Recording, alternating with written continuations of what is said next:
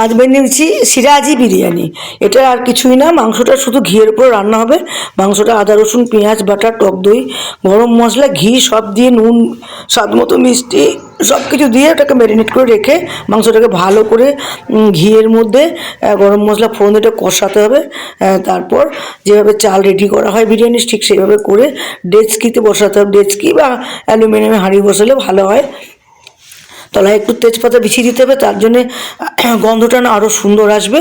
এবার যেভাবে বিরিয়ানি সাজায় ধাপে ধাপে ভাত মাংস আলু আর গরম মশলা বেরেস্তা খোয়া ক্ষীর আর গোলাপ জল কেওড়া জল মিঠা আতরের সব কিছু দিয়ে আর ঘি দিয়ে একটু পরিমাণে ঘিটা বেশি লাগবে দিয়ে ওপর থেকে কেওড়া ওপর থেকে কেশরের ভেজানো দুধ সাইড দিয়ে দিয়ে এবার ওপরে ডিমগুলো সাজিয়ে রেখে এটা ঢাকা দিয়ে দিতে হবে, দমে বসিয়ে দিতে হবে।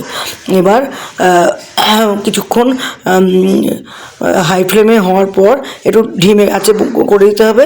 এবার ঘন্টাখানেক কি 1.5 ঘন্টা মতো রেখে সেটাকে খুললেই অপূর্ব স্বাদের এই সিরাজি বিরিয়ানি রেডি হয়ে যাবে।